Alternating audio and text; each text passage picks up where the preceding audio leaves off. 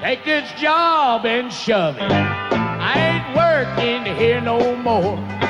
11 years, 11 songs, every single one of them the single biggest country hit of its year, according to the charts that mattered most at the time.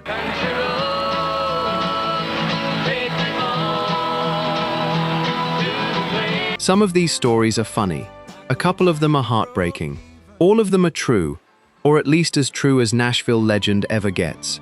Let's start at the beginning. I would only be in you way. 1970, Hello Darlin, Conway Twitty. And I'm so sorry that I did you wrong. In 1960, Conway Twitty wrote a quiet little country song.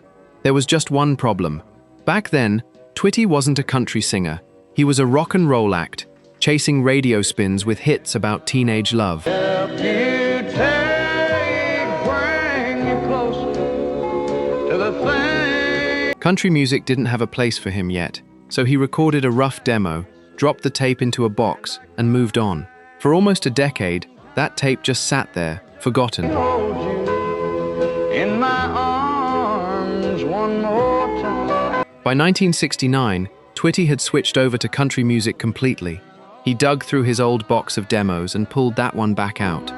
He brought it to legendary producer Owen Bradley, and together, they got ready to record it the way Twitty had always heard it in his head. I'll be waiting for you. Instead of singing those first two words, he told Twitty to just say them, quiet and plain, like he was speaking to someone he hadn't seen in years. Twitty tried it. Nice to see you. It's been a long time. And that single choice turned an ordinary song opener into one of the most recognizable moments in country music history. As you used to be. When it was released in March of 1970, it became Twitty's fourth #1 hit, spending 4 full weeks at the top of the Billboard country chart and getting named the #1 country song of the entire year. May God bless you and each step you take. For an artist who'd spent the 1950s as a rock and roll performer, this was the moment Nashville fully claimed him as one of its own. To forgive me, come back, darling, I'll be. It became Twitty's concert opener for the rest of his career, over 2 decades, right up to his final show in 1993.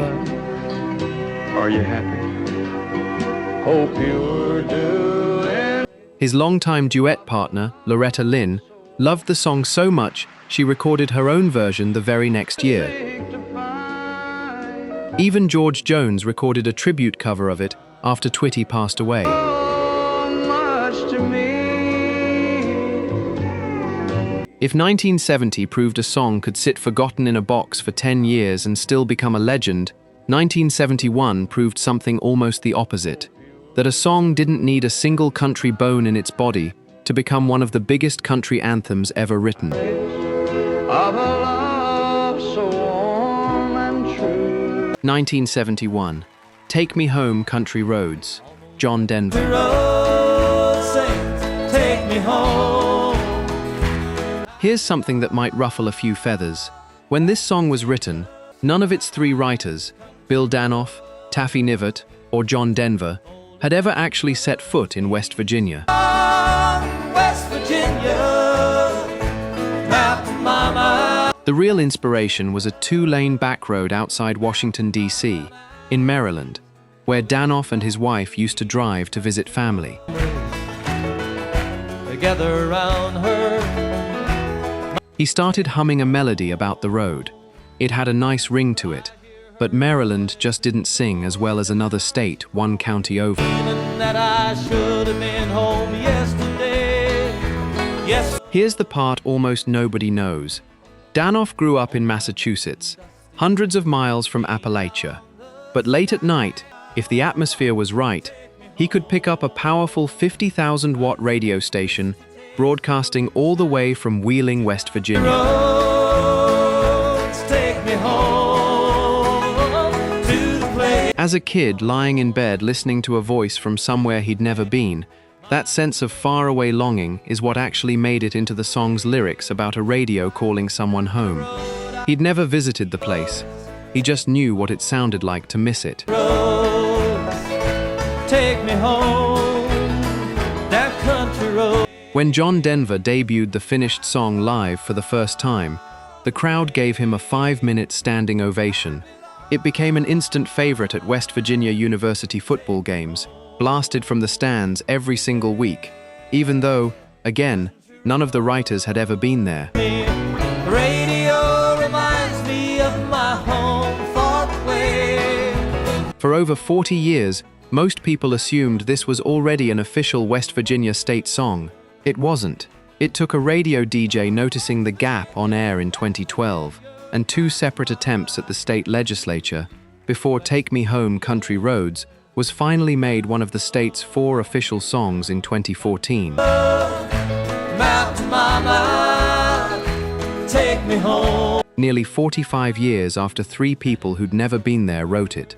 John Denver himself didn't perform in West Virginia until 1980, nearly a decade after the song came out, leading 50,000 fans in one massive sing-along at the dedication of a new football stadium in Morgantown.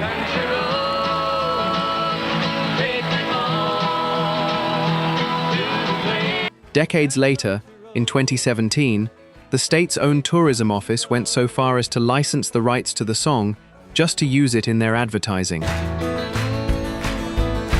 Life is older than. A tune written about a road in Maryland ended up becoming one of West Virginia's single biggest marketing tools.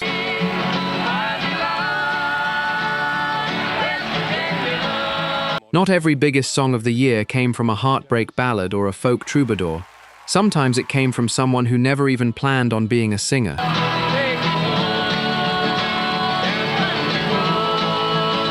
(1972), the happiest girl in the whole USA, Donna Fargo.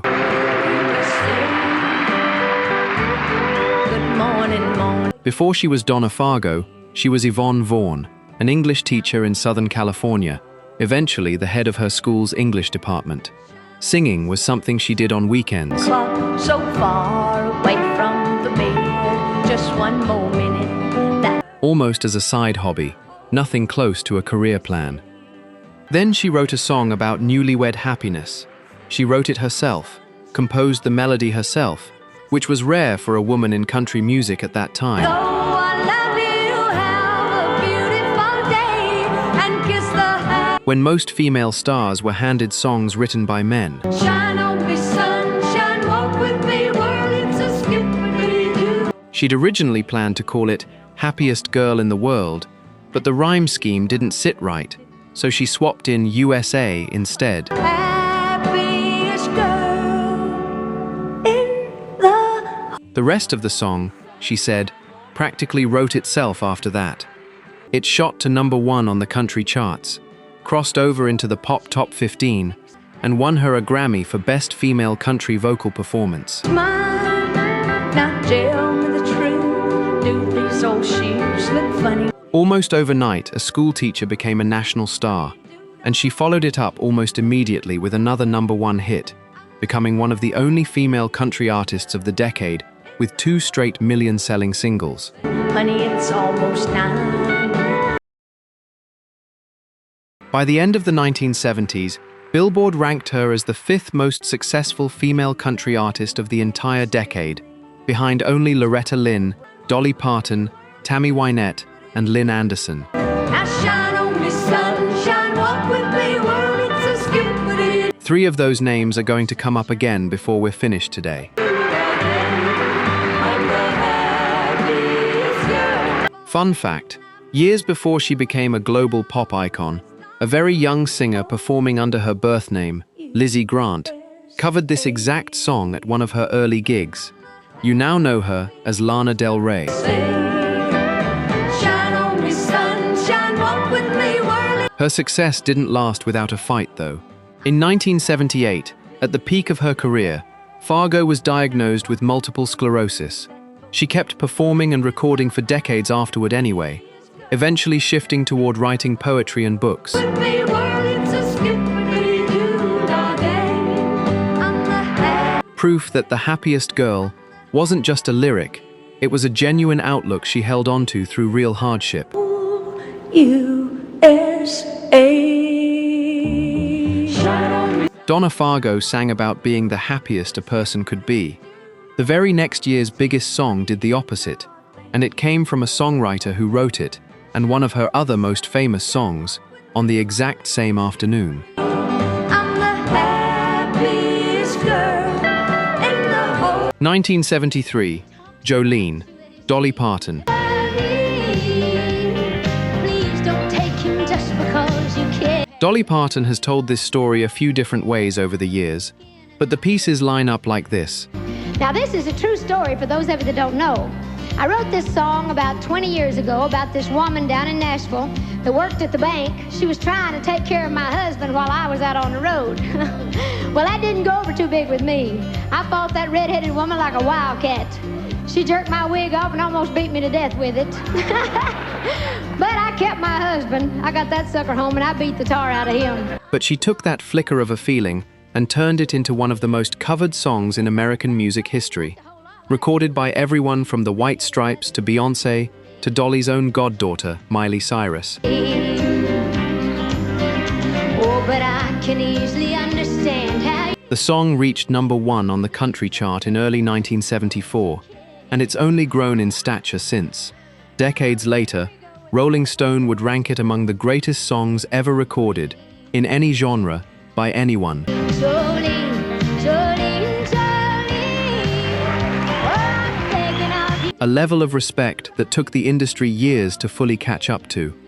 Fun fact, Dolly has said that she wrote Jolene and her other signature song, the one that made her a small fortune in publishing royalties, on the very same day, sitting with the same notepad. Please don't take him just because you care. We'll get to that second song right now. That same afternoon, on that same notepad, Dolly Parton wrote something else. A song so valuable that a king would beg to record it, and she'd have to say no. Your choice of men, but I could never love again, 'cause he's the only one for me. 1974, I Will Always Love You, Dolly Parton. I would only be in your way. Dolly Parton wrote this song as a goodbye, not a romantic one, a professional one. She was leaving the Porter Wagoner Show, the television program that had made her a star, to strike out as a solo act. Rather than have an argument about it, she wrote him a song instead. Your way, so I'll go. It became one of the most enduring expressions of gratitude and heartbreak ever put to tape. Please don't cry, 'cause we both know. A few years later, Elvis Presley wanted to record his own version. Dolly was thrilled, until the night before the planned session, when Presley's manager called with a demand. Half the publishing rights, per Presley's usual arrangement. For Dolly, that song wasn't just a hit. It was the financial foundation of her entire songwriting catalog. Bittersweet memory. Money she wanted to protect for her family for generations. She turned him down. I had to keep that copyright in my pocket, she later explained.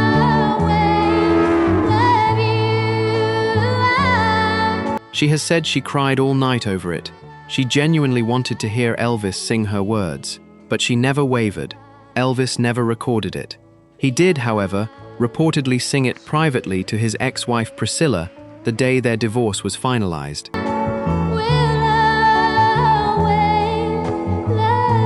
Proof the song meant something to him regardless. This song was already special before any of that happened. Dolly herself re-recorded it in 1982 for one of her own films, and it hit #1 on the country chart a second time, making it one of the only songs ever to top that chart twice, with the same artist singing it both times, 8 years apart.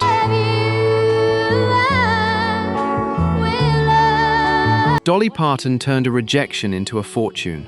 The next year's biggest song came from a man whose career had gone completely cold, saved by a tune that almost didn't reach him at all, buried on the wrong side of the world. I'm taking with me. 1975, Rhinestone Cowboy, Glen Campbell. Get washed away like the snow and the rain.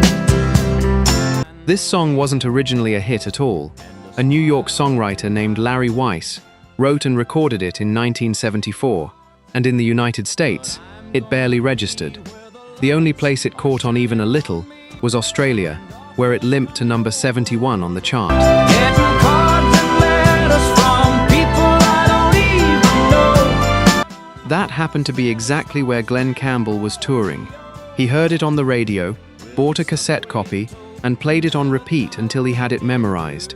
When he got home and pitched it to his label as the perfect song, the executive laughed. He'd already been planning to offer Campbell that exact same track. Neither of them knew the other had found it independently. Getting cards and letters from people. The timing mattered because Campbell needed it. His television show had been cancelled. He hadn't had a real hit in years. That's taking the long way.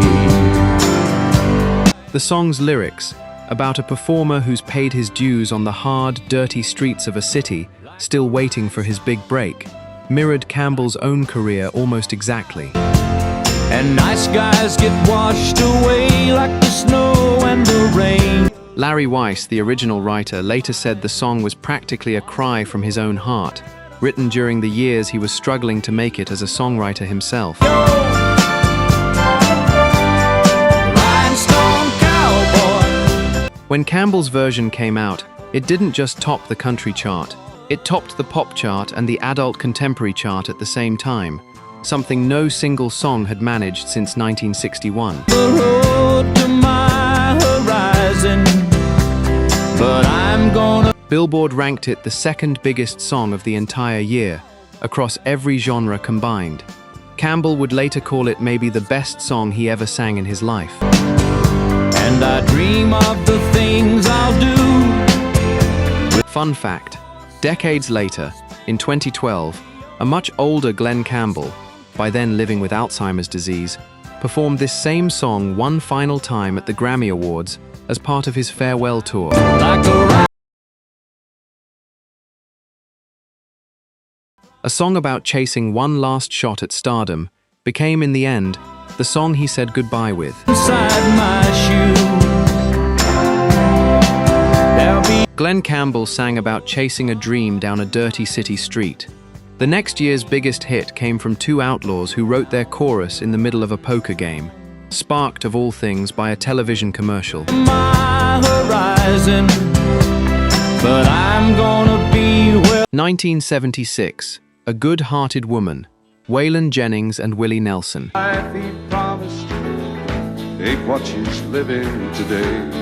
In 1969, Waylon Jennings was sitting in a motel room in Fort Worth, Texas, flipping through channels, when a television commercial caught his attention. It was an ad for a rising singer, and the narrator described her, roughly, as a good-hearted woman who stayed loyal to a man who ran around on her. Him in spite of his pain, don't understand. Something about the phrase stuck with Jennings. He couldn't finish the idea alone, so he brought it to Willie Nelson, who he found in the middle of a poker game. The two of them kept playing cards and writing the song at the same time.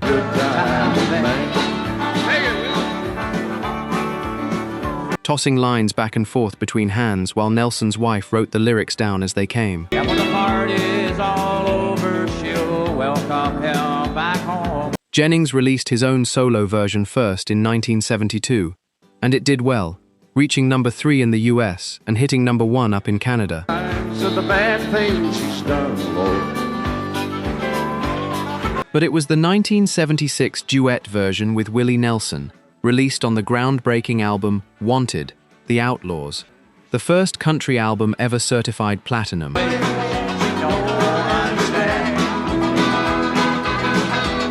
That shot all the way to number 1 on the US charts. But she does the best that she can. Jennings' wife at the time, Jessie Coulter, later said this was the song that reignited his confidence as a songwriter. When fellow star Charlie Pride asked to record it too, Jennings finally believed he had something real. He followed it with more self-written hits over the next few years, cementing himself as one of the era's defining voices.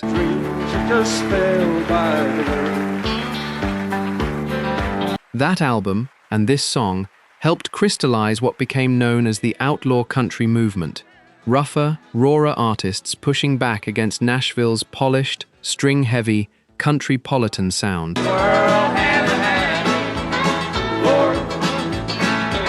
The exact kind of lush production that a producer named Billy Sherrill had built his whole career on.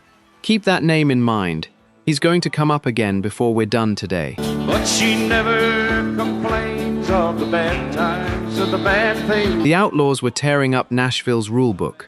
The very next year, country's angriest, most satisfying anthem came from a songwriter who wrote the whole thing in about 5 minutes, right after he helped put out a real fire. Good times they've had, all the good times to come. 1977. Take This Job and Shove It. Johnny Paycheck.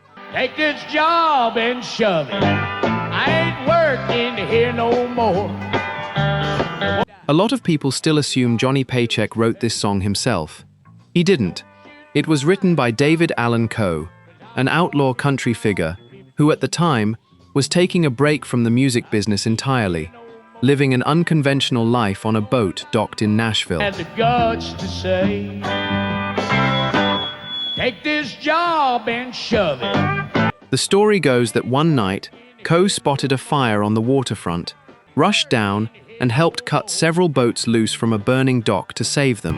Got himself a flat top haircut, Lord, he thinks he's cool. Local news covered it. Not long after, while hanging out at producer Billy Sherrill's house, someone jokingly suggested Coe should get a real job. He went home and, by his own account, wrote the entire song in about 5 minutes. Well, I'd give the shirt right off of my back if I had the guts to say. Coe tried to pitch it to George Jones first. No luck. Eventually, word reached Johnny Paycheck, who called Coe directly to ask permission to record it. I want to die in a pool of tears. Coe didn't even know who Paycheck was at the time. He said, sure, go ahead.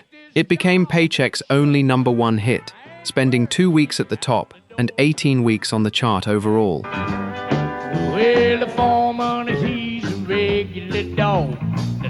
The title phrase escaped the song entirely and became part of everyday American language. It even inspired a full feature film in 1981, with both Coe and Paycheck making small cameo appearances in it. Shove it. I ain't working here no more. The phrase itself turned into a kind of template. Over the years, people have swapped out the word job for just about anything they were frustrated with, in book titles, TV episodes, and everyday conversation. Here no more. My woman just left and took all the reason. Almost 50 years later, people still say it without ever realizing it started as a country lyric. David Allan Coe was reportedly furious that so many people assumed Paycheck had written it. He's cool. One of these days I'm gonna blow my top. That's When a reporter once asked Paycheck on live television who wrote the song, Paycheck just shrugged and said, "Some guy in Nashville." Coe was so annoyed by the years of mistaken credit that he later recorded his own pointed sequel, aiming a direct jab at Paycheck in the lyrics. it's fact. Now 15 years. David Allan Coe wrote about walking off a bad job. The next year's biggest country song almost never got written at all, because the man behind it thought he was chasing nothing more than a ghost from his own past. Seen a lot of good folk die. 1978, The Gambler, Kenny Rogers. What the cards were by the way they held their eyes.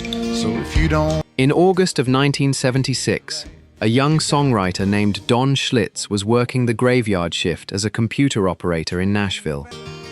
and he began to speak, he said, son, I've made a life. Walking home one night from a meeting with his mentor, he wrote most of this song in his head in about 20 minutes. He got stuck on the ending though, and it took him 6 weeks to figure out how the story should close. He later said the whole thing felt like it came from somewhere outside himself. That you can hope for is to die in your sleep. And when he His father had recently passed away, and he couldn't shake the feeling the song had come from him. The song then spent almost 2 years bouncing around Nashville. Schlitz couldn't get anyone interested at first. Eventually, singer Bobby Bare recorded a version at the urging of famed songwriter Shel Silverstein, but it wasn't released as a single and never caught on. Tables, there'll be time enough for counting when the dealing's done. Schlitz even cut his own version, and it stalled out at a disappointing number 65 on the chart. Johnny Cash also recorded a take of it around the same time, but by most accounts he was in a rough place personally that day, and the recording never had the spark it needed. When you're sitting at the table, there'll be time enough for counting. Here's a detail that connects right back to our 1976 entry. Kenny Rogers actually offered this song to Willie Nelson first. Nelson turned it down. He was already performing his own long-story song, Red-Headed Stranger, every single night, and didn't want to add a second one to his set. Found an ace that I could keep. You got to know when to hold it. So Rogers recorded it himself instead. It became his signature song, a #1 hit, and eventually spawned 5 separate television movies, with Rogers playing the same gambler character across more than a decade. When the deal is done. Both Rogers and Schlitz walked away with Grammy Awards for it, and in 2018, the Library of Congress selected the recording for preservation in the National Recording Registry as a piece of American cultural history. When the deal is done. Fun fact: in 1979, Rogers performed the song live on The Muppet Show, where a Muppet playing the gambler character actually dies mid-performance, his spirit rising up to dance out the final chorus, while a deck of cards flies from his hand. You never count your money when you're sitting at the table. Kenny Rogers turned a stranger's advice into a legend. The next year, a southern rock band realized their new album was missing exactly one thing, a fiddle song, and what they came up with turned into a literal deal with the devil. When the dealing's done, you got to know when to hold it. 1979, the devil went down to Georgia, Charlie Daniels Band. Way to go. If you lose, the devil gets your soul. While wrapping up their album Million Mile Reflections, the Charlie Daniels Band realized something was missing. They didn't have a single fiddle-driven song on the whole record. So they took a short break, went into a rehearsal space, and Charlie Daniels spontaneously came up with the opening idea on the spot. Fiddle boy, but give the devil his due. I bet a fiddle of gold against your soul, cause I think I'm better than you. 6 members of the band ended up building out the rest of the song together right there in the room. The concept, a fiddler outplaying a supernatural force for the ultimate stakes, likely drew some inspiration from a poem written more than 50 years earlier about a backwoods musician who outfiddles the devil himself in a similar contest.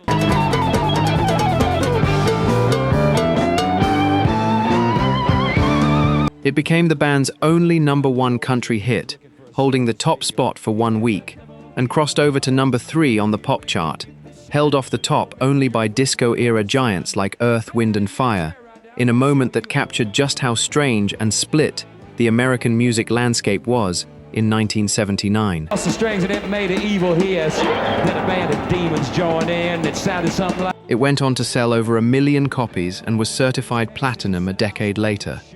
The song won a Grammy and got an enormous second wind the following year when it was featured in a hit movie set at a real Texas honky-tonk, helping spark a nationwide urban cowboy fashion craze that had absolutely nothing to do with actual ranching.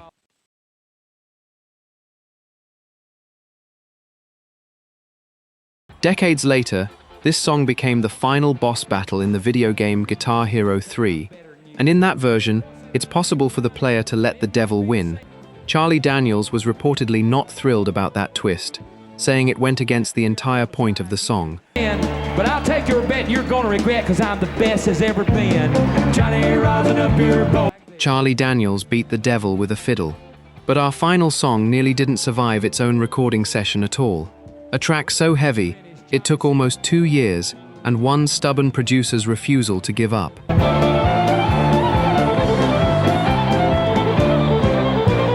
1980, he stopped loving her today. George Jones. Kept hoping she'd come back again. Here it is, the song we teased at the very top. By 1980, George Jones was, by almost every measure, a man in freefall.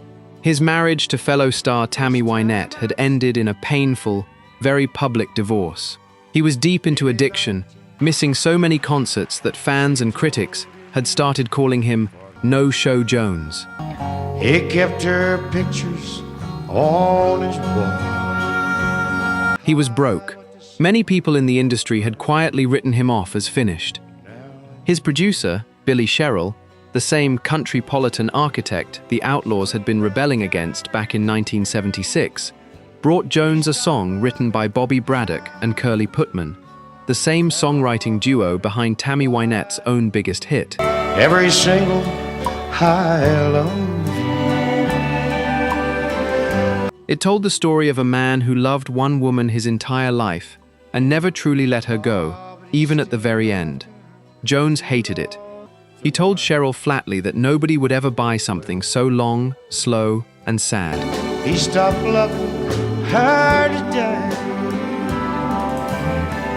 In his own memoir, he later admitted exactly what he'd said to Sherrill's face. Nobody will buy that morbid son of a bitch. High low. I want to see my. But Sherrill didn't give up on it. The recording process dragged on for almost 2 years, done in small fragments, sometimes just a handful of lines at a time, because Jones was often too far gone, emotionally or physically, to get all the way through it in one take. Stop loving her.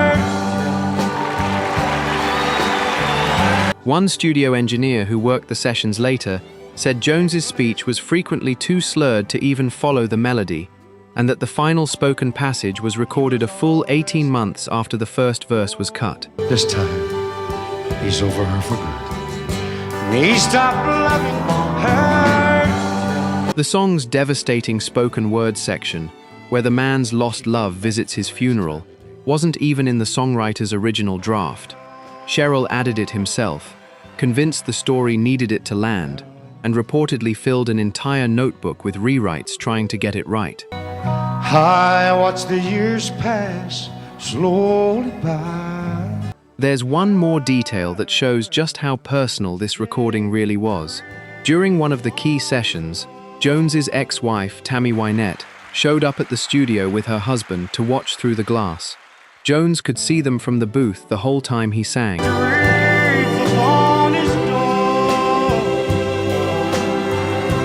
When the full mix was finally finished, strings, spoken word, and all, Sherrill played it for Jones from start to finish. Jones went quiet, and then he started to cry. The man who'd spent 2 years fighting a song he didn't believe in finally understood, in that moment, exactly what they had built together. He was all dressed up to go away. Released in April of 1980, it shot to #1 by that summer, ending Jones's 6-year drought and effectively saving his career. He was all dressed up to go away. Jones himself later put it simply, a 4-decade career had been rescued by a 3-minute song. It went on to sweep nearly every major country music award that year and the next. The Grammy for Best Male Country Vocal Performance, the Academy of Country Music's Song and Single of the Year, and the Country Music Association's Song of the Year in both 1980 and 1981, an almost unheard of back-to-back win. He stopped loving her today. In the decades since, it has been named the single greatest country song of all time in poll after poll, critic list after critic list. Rolling Stone has ranked it among the greatest songs ever recorded in any genre, and among the very best country songs specifically written, full stop. It placed a wreath upon his door. It's been preserved in both the Grammy Hall of Fame and the Library of Congress's National Recording Registry as a piece of American cultural history worth protecting forever. First time I'd seen him smiling you. When George Jones passed away in 2013, this exact song re-entered the country charts within a week. Fellow legends performed it in tribute at his funeral and at that year's CMA Awards. A song about a love that never truly ended became, fittingly, the song the entire genre used to say goodbye to the man who almost refused to record it.